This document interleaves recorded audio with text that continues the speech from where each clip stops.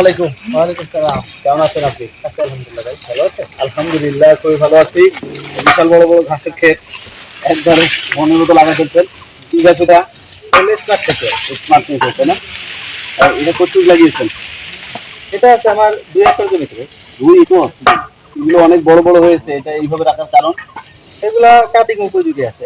এই গাছগুলা আরকি এখন বাচ্চা দিচ্ছে তো কাটিং অবস্থায় আছে। এজন্য বড় হচ্ছে। কাটিং এর জন্য। এটা একটু মনে হয় কম। এটা পরে হবে, তাই না? হ্যাঁ, এটা এখনো কাটিং হয় নাই। পর্যায়ক্রমে। পর্যায়ক্রমে। মাশাআল্লাহ গাছগুলো ভালো হয়েছে। একটা করে ঝোপ কত বড় বড় হয় এগুলা? এই গাছগুলো লম্বা একটু বেশি বড় হয় না, তার ঠিক হয়। কিন্তু আর ঝোপে অনেকগুলা গাছ হয়। এই স্মার্ট নিউজের বৈশিষ্ট্য কি? স্মার্ট নেপিয়ার বৈশিষ্ট্য হলো এই যে গিট থাকে এগুলো ঘন ঘন। আর দ্বিতীয় কথা হলো গাছগুলো লম্বায় কম হয়, ঝোপে অনেকগুলা গাছ হয়। আর এক ঝোপে প্রায় ২৮ থেকে ২০ কেজির মতো গাছটা হবে। এই যে আপনার এটা তো যেটা গরুকে খাওয়ানো হবে সেটার বয়স কেমন? সেটা ওই যে ৩৫ থেকে ৪০ দিন খাওয়ানো যাবে। তখনও কি এরকম বড় ঝোপে থাকে? হ্যাঁ, এরকম বড় ঝোপে থাকবে কিন্তু গাছটা বড় হবে না, বয়স হবে কিন্তু কাটিংটা পরিপক্ক শক্ত হবে। এটা 14% থাকে। এটা 14% 22 থেকে 25% পর্যন্ত এই নরম এবং মানে কাঁচা অবস্থায় থাকে। 22 থেকে 25%। এই যে গরু ছাগল দুধে খেতে পারবে না? গরু ছাগল কারণ সবকিছু খেতে পারবে। এমনি তো অন্য গাছগুলোতে একটু ধার থাকে, এটার মধ্যে একটু এটার মধ্যে ধার আছে, এটা কিন্তু আমি গাছটা একটু নরম কোমল আছে। নরম, তাই না? নরম।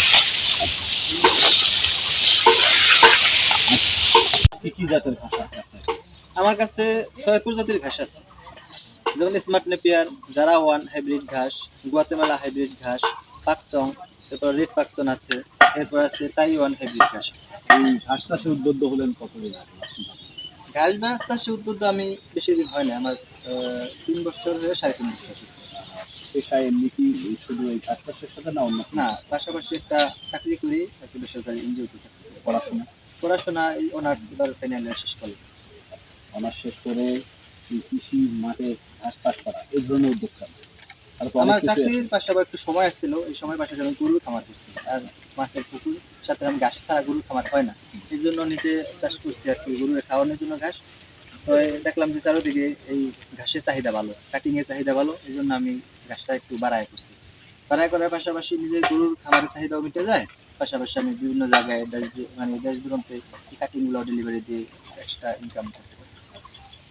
তো সচরাচর আমরা এর আগে দেখতাম যে যেমন যারা ঘাসটায় বেশ প্রচলিত, কিন্তু এর মাঝে আপনারা অনেক উন্নত জাতগুলো এনেছেন, বিশেষ করে গুয়াতেমালা, স্মার্ট নেপিয়ার, আরো অনেক জাত রয়েছে।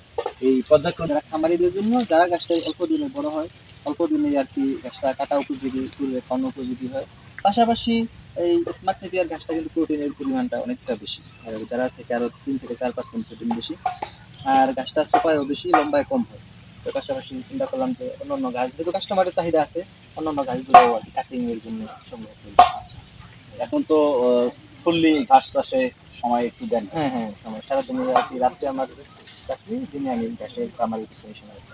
যেহেতু পড়াশোনা শেষ করেছেন, গবাদি পশু লালন পালন করেন, ঘাস ব্যবসার দীর্ঘদিন আছে, এগুলো চাষ পদ্ধতি সম্পর্কে তো একটা সম্যক ধারণা এসেছে। জি, ধারণা এসেছে, আবার কৃষি আর কি প্রশিক্ষণ আমার নেওয়া আছে। আচ্ছা, এই চাষ পদ্ধতিতে কেমন, কোন ধরনের জমিতে ঘাস চাষগুলো ভালো হয় বা কেমন মাটিতে চাষ করলে ভালো ফলন পাওয়া যাবে?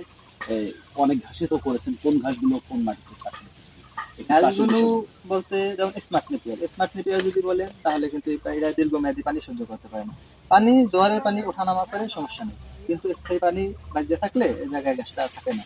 দ্বিতীয় কথা হলো যারা ওয়ান হাইব্রিড ঘাস, এই গাছটা মানে ১ হাত পরিমাণ পানি দীর্ঘদিন পর্যন্ত সহ্য করতে পারে। যেমন আমরা ধানের জমির পাশাপাশি আমরা যেই তারা ওয়ান হাইব্রিড ঘাসটা করি, তো পানিতে কিছু হয় না। আবার আপনার এই গুয়াতেমালা ঘাসটা, ওটা কিন্তু পানি একবারই সহ্য করতে পারে না। দ্বিতীয় কথা হলো আপনার, যেহেতু সবার জমি উঁচু জমি সবসময় থাকে না, অনেকেই খামার করার শখ বা গরু ছাগল লালন পালন করে কিন্তু উঁচু জমি নাই। তো ওরা এই ঘাস চাষ করতে হলে জমিতে সির কাটিয়া, যেমন সারি সারি করিয়া উঁচু করিয়া জমি উঁচু করে ঘাস লাগাইতে পারে। এটা হলো মানে একটা নিনজা টেকনিক, যেটা মানে জমি যাদের নাই তাদের জন্য। আপনারাও তো করেছেন।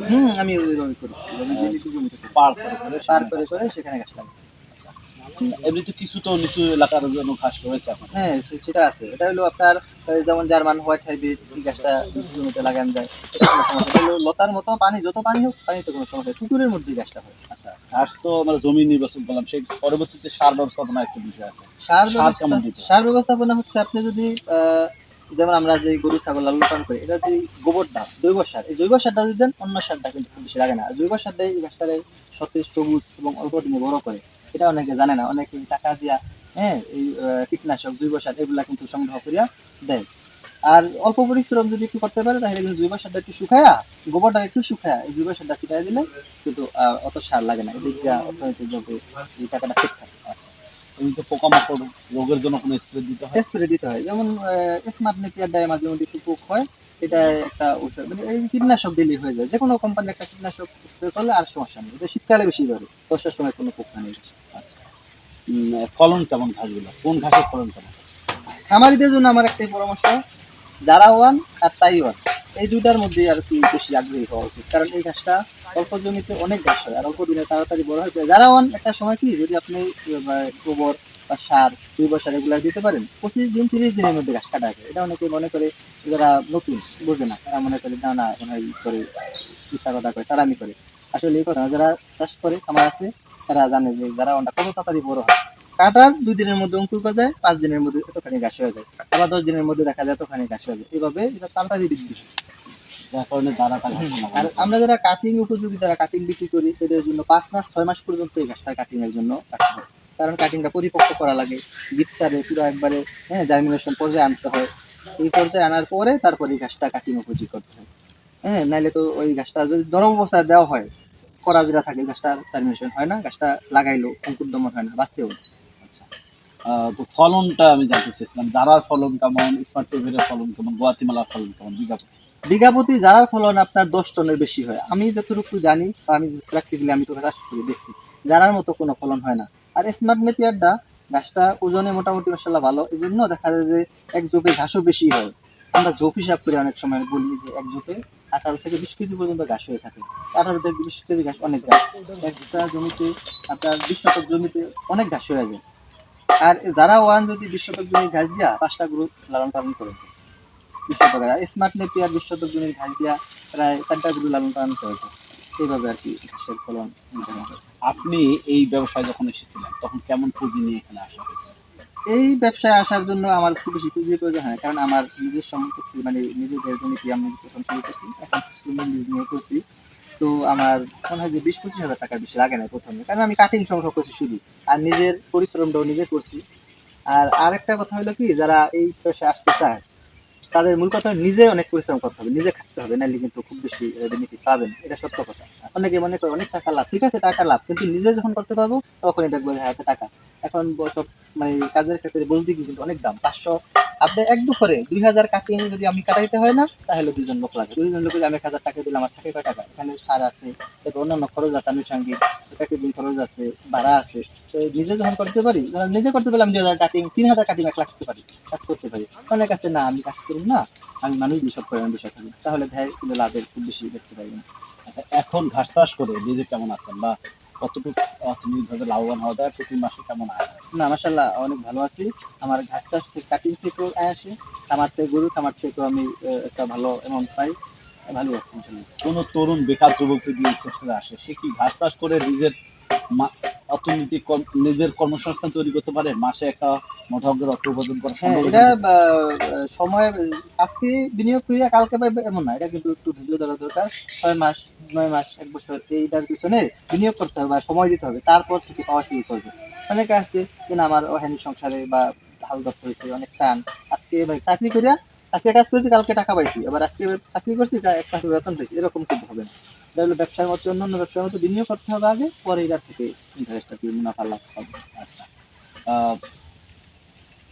কি বলতেছিলাম, ভবিষ্যতের পরিকল্পনা কি ঘাস চাষ নিয়ে? ভবিষ্যতের পরিকল্পনা আছে, যেমন এই ঘাসটা যেই পরিমাণ আছে আশা করি এর থেকে আর একটু বাড়াবো। পাশাপাশি এটার যে আমার পুঁজি আছে, এটা থেকে অন্যান্য কৃষি ব্যবসা, যেমন আমার মাছ চাষের একটা স্বপ্ন আছে, মাছ শুরু করছি অলরেডি, এটা আরো সামনে বাড়াবো। এরপরে খামার আরো বড় করব, এরপর সামনে প্রয়োজনে মুরগির ফার্ম দিব, মানে এইটার বিনিয়োগ থেকে আস্তে আস্তে আর কি কৃষি ক্ষেত্রে আমি বাড়াবো আসে। আচ্ছা, আপনি যেহেতু নিজে গরু পালন করেন, গরুকে ঘাস খাওয়ান এবং অনেককেই ঘাসের কাটিং দিয়েছেন, তারাও ঘাস খাওয়াচ্ছেন। ঘাস খাওয়ালে খামার ম্যানেজমেন্টের ক্ষেত্রে কতটা খরচ সাশ্রয়ী হয় এবং ঘাসকে আমরা কেন প্রাধান্য দেবো খামার করার ক্ষেত্রে? জি, এটা একটা গুরুত্বপূর্ণ কথা বলছেন।